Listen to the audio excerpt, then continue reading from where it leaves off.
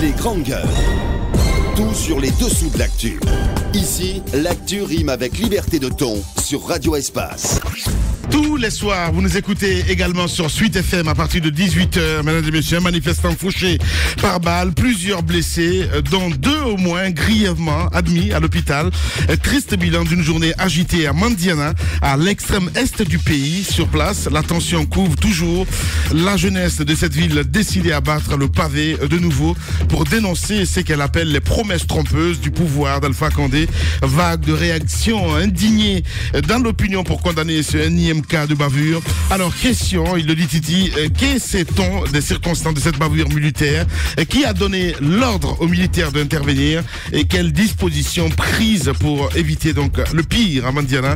On essaie de comprendre ce matin sur place avec monsieur Nouambayo, il faut le rappeler, un porte-parole de la jeunesse de Mandiana, madame Eva Cross, elle est députée uninominale de Mandiana et si tout va bien, nous allons joindre le préfet aussi de ce côté, monsieur Cheikh Diallo qui va intervenir ce matin chez les grandes gueules.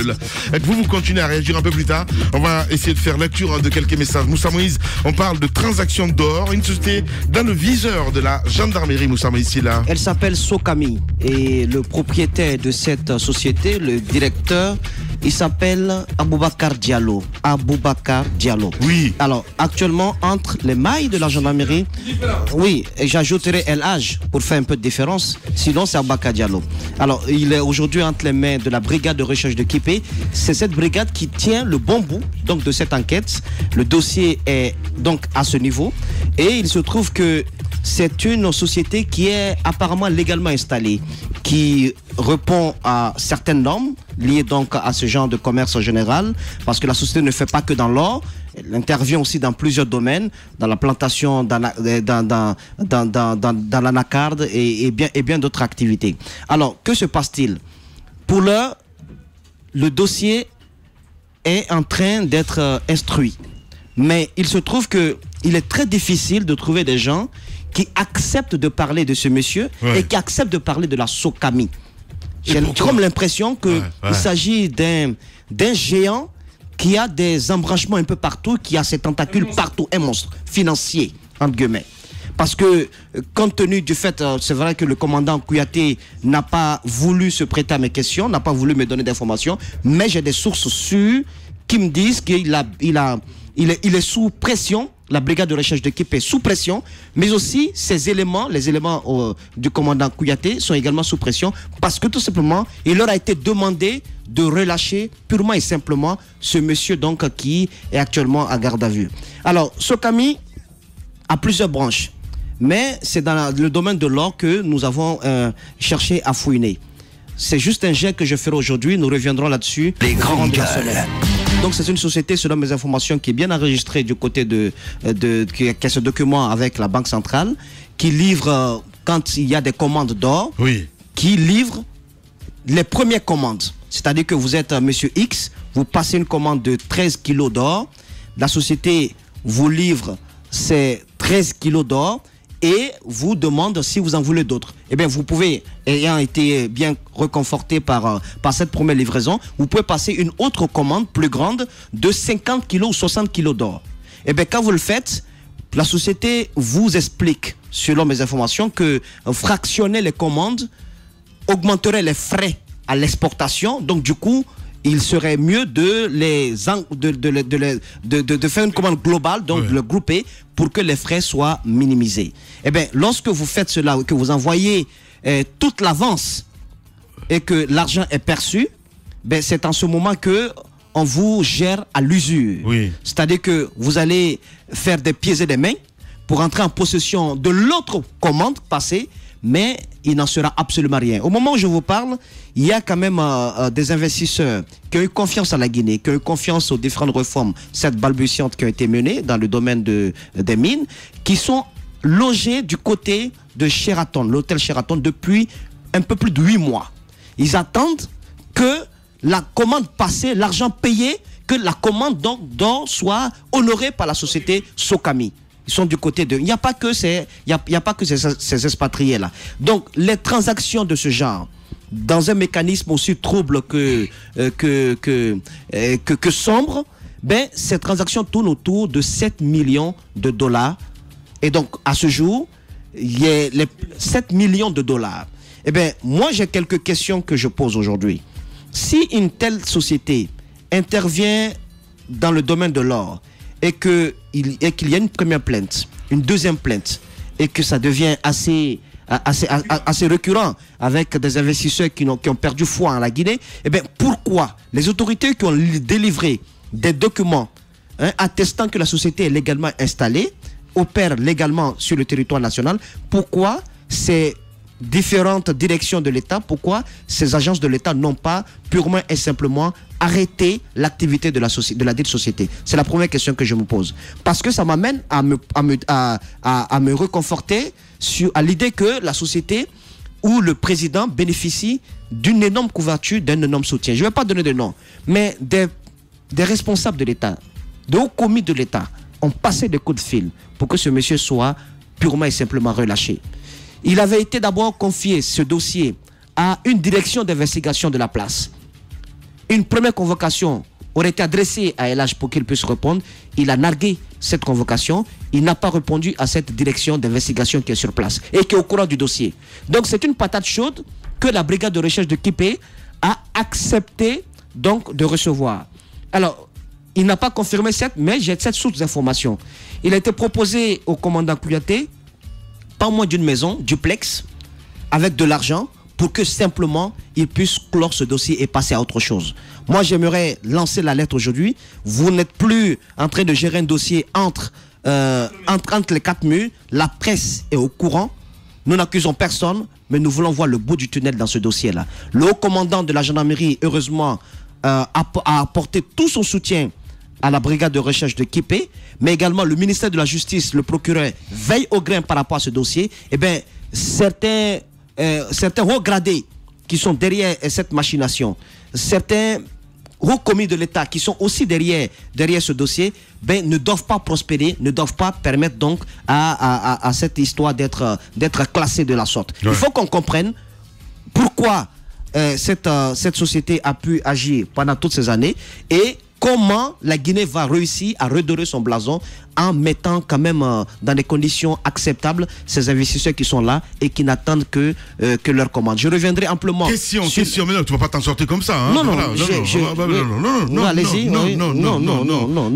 Alors, du côté de la gendarmerie nationale, le haut commandement, oui. As-tu eu le général Baldé? Parce que moi, c'est une histoire surréaliste quand même. Oui. Que quelqu'un appelle à dire, oui, libérer telle personne et comme par magie, on essaye d'exécuter l'ordre. C'est à dormir debout. Moi, j'ai l'habitude de fréquenter les escadrons de gendarmerie. Oui. Hier, en allant à la brigade de recherche de Kipé, je me suis rendu compte qu'il y avait quelque chose de nouveau. Ouais. Vous entrez, ils ont ouvert un registre. Oui. Vous vous inscrivez là et avant d'aller rencontrer le commandant. Et il y a aussi qu'on appelle le système de sécurité qui a été renforcé. J'ai comme l'impression, parce que j'ai pas besoin quand même que cela soit confirmé par le commandant, je sais comment on met les investigations. Dès qu'il y a une différence, je peux sentir. Ouais. J'ai comme l'impression que le jeune commandant Kouyaté a même peur pour sa propre vie, pour sa propre sécurité. Ouais. C'est pas un petit dossier, la oui, je vous le dis, clairement. Les grandes gueules. Quand vous voyez le dispositif sécuritaire, vous vous rendez compte. Oui, j'ai l'impression qu'il marche sur des œufs. Ouais. Pas besoin de citer tout cela, mais l'enquête, ils mènent leur enquête. Nous menons la nôtre. Nos résultats seront. Non, mais Lamine, j'arrive pas à quoi, le général Baldé, jusqu'à preuve du contraire, apporte son soutien à sa brigade de recherche. J'ai pas dit le contraire, voilà. C'est pas ce qui compte. Et le ministère également de la Justice. Que, je veux dire, un civil puisse trembler la gendarmerie à ce point. Mais là, il y a un souci. Mais il y a un souci. C'est parce que tout simplement, c'est pas n'importe qui. Il y a une couverture. C'est un client. Mais non, c'est pas n'importe qui. Ça tient pas, je suis désolé. Je suis d'accord, mais. Les grandes gueules. Juste pour ironiser, pour te dire que c'est pas n'importe quel client qui est tombé dans les mailles, dans les filets de la gendarmerie. Juste Abaka, une victime a confié que il a été dit devant lui, le monsieur incriminé, pour l'instant il y a une présomption d'innocence autour de lui, il a été confirmé qu'il a dit clairement, je ne ferai pas, je ne vais pas durer dans vos locaux, je sortirai, vous ne pourrez absolument rien contre moi. Eh ben. Donc, et tout ça vient d'être confirmé par les coups de fil, les pressions que le jeune Kouyaté reçoit. C'est pourquoi le registre, j'espère que je ne dévoile pas votre secret, mais je le dis, c'est pourquoi le registre à la rentrée a été ouvert pour savoir qui est entré, qui est sorti. Voilà. Non, mais je crois que c'est un dossier sur lequel il faut porter toute l'attention à partir du moment où il est sur la place publique. Parce que j'ai eu Moussa hier dans l'après-midi quand on préparait l'émission. Il m'a justement il m'a dit qu'il était en train d'enquêter sur cette affaire qui est assez trouble. C'est encore une fois ces business mafieux dans le domaine de l'or. Ça fait penser un peu à cette histoire d'or entre Phoenix, Sosim et tout ça. Mais c'est assez rocambolesque, Lamine. Parce que un monsieur qui réussit comme ça, en attendant d'avoir donc toutes les preuves, réussit à subtiliser, à détourner, on va dire comme ça, à plus de 7 millions de dollars américains de l'argent des investisseurs, donc de potentiels acheteurs d'or, donc qui réussit à les abuser. Je crois que c'est eux qui apparemment bénéficient du condé de certains hauts placés. Je crois que c'est assez grave. Il faut faire en sorte que lumière soit faite sur cette affaire. Il faut faire en sorte que si le monsieur, ce El Hadj Aboubakar est donc coupable de tout ce qu'on vient de présenter ici, donc qu'il paye donc à la hauteur de la forfaiture. Mais ces investisseurs, ces expatriés qui sont venus, qui ont fait confiance en la Guinée, qui ont choisi la Guinée pour pouvoir faire du business, ils ne peuvent pas donc rester comme ça et sans or, mais aussi sans leur argent.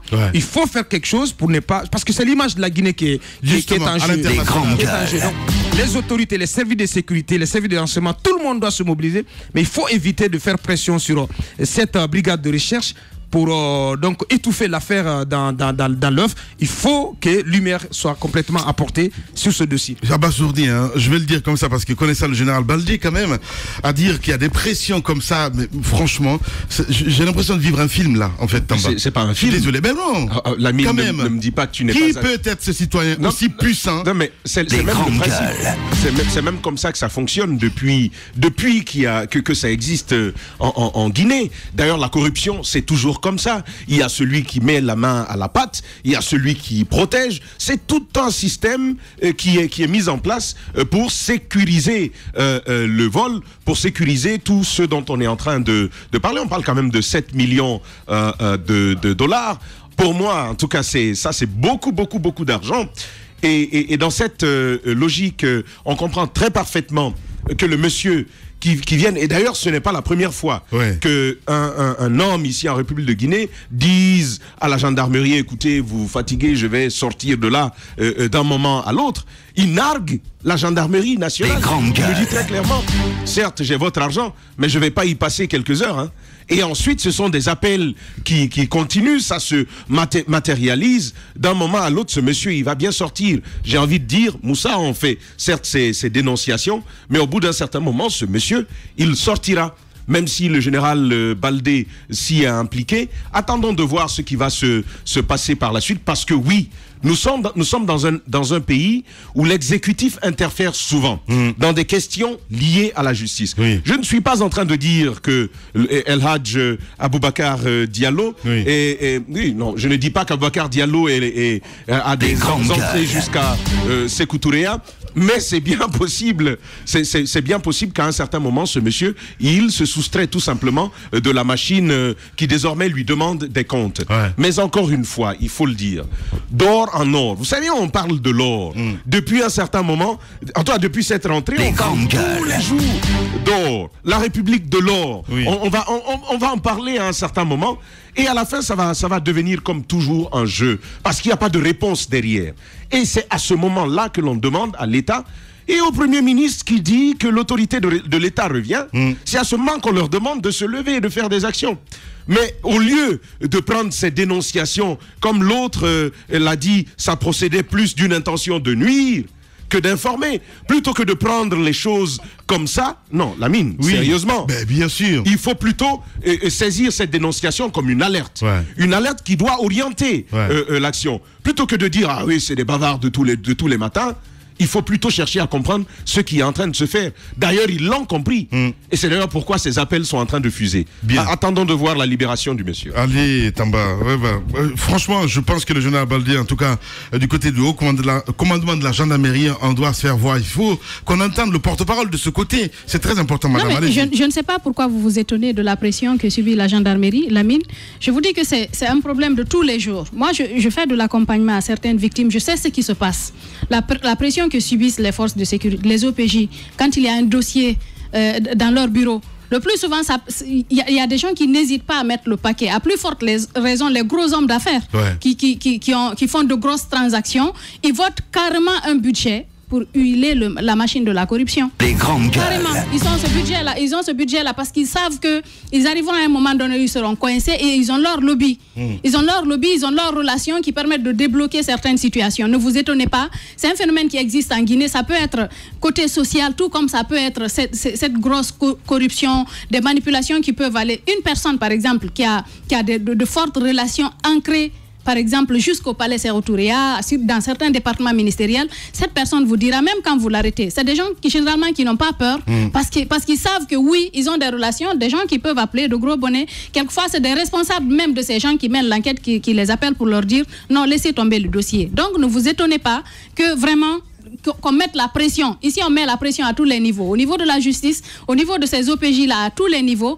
Mais je voudrais encore une fois que les gens sachent que les journalistes, quand ils mènent des enquêtes, ils découvrent des dossiers. C'est pas une façon de mettre la pression sur les gens ou d'incriminer qui que ce soit. C'est à la justice de jouer ce rôle-là, de dire que tel est coupable ou non. En fait, même en menant l'enquête, ça ne veut pas dire que d'emblée la personne est coupable. Maintenant, à la justice d'éclairer la lanterne de l'opinion. De dire que oui, on a suivi ce dossier, finalement on a creusé, on a trouvé que c'était pas vrai, ou bien on a creusé, on a trouvé que c'était effectivement cela, c'est de cela que l'opinion a besoin. Et je pense qu'il faut y travailler pour que des dossiers comme cela puissent aller jusqu'au bout, pour que les gens puissent être situés. Voilà, allez, venons-en à ce dossier maintenant, Bakar, avant de continuer l'émission. SOS donc pour Fatoumata Bintaba, elle a âgé de 12 ans, brûlée dans son village à Dougoutouni, dans la préfecture de Mali-Mbérin, c'est bien cela. Elle est donc hospitalisée au CHU de Inyasdine. Hier, Djibril Kabak Kamara a rencontré son papa. On demande votre générosité ce matin. Sur cette image, assise près de son père, Fatoumata Bintaba, âgée de 12 ans, a l'air bien portant.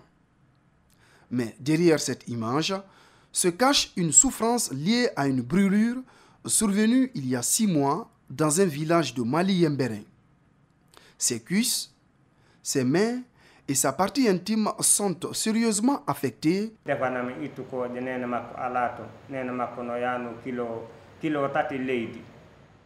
Ma fille nous préparait le petit déjeuner et sa mère était déjà sortie. Elle a mis la marmite sur le feu et c'est là que son pain a été brûlé et une bonne partie de son corps.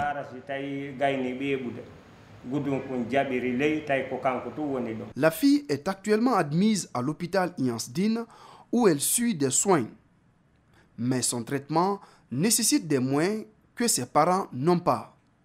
D'où cet appel.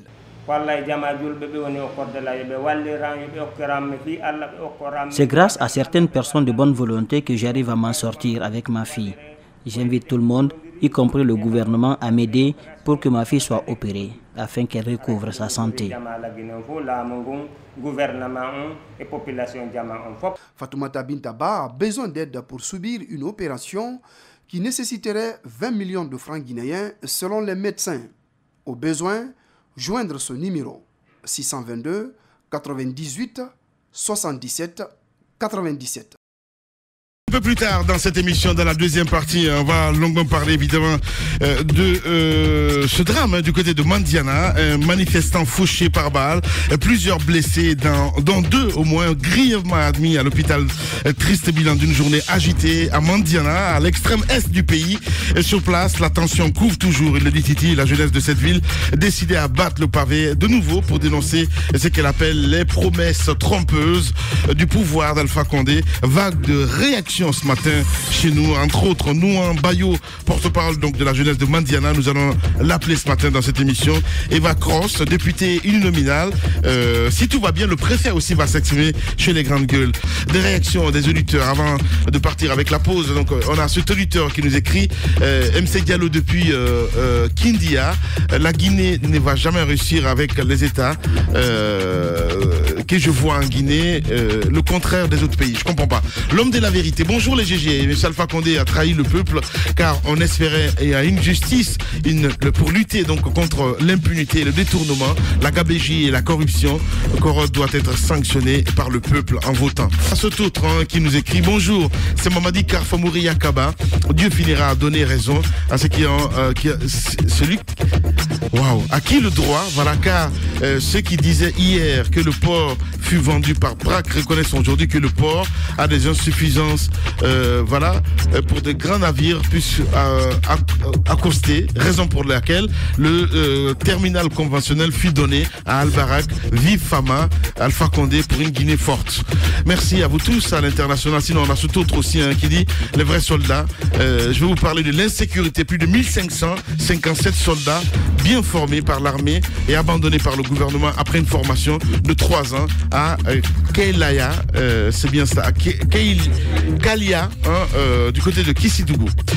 On va rester dans le sillage. Vos réactions un peu plus tard. Et le temps d'une pause, mesdames et messieurs. Derrière, on revient pour continuer l'émission, continuer à réagir évidemment sur nos différentes plateformes. À l'occasion.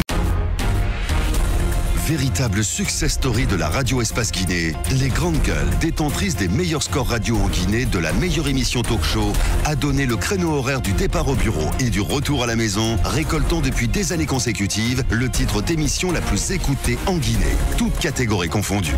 Un grand total de plus de 5 millions d'auditeurs ont été fidèles au talk show Les GG, diffusé jour après jour sur toutes les stations du réseau Adafo Média de 9h à 10h30, un exploit qui restera longtemps dans les annales de la bande FM en Guinée.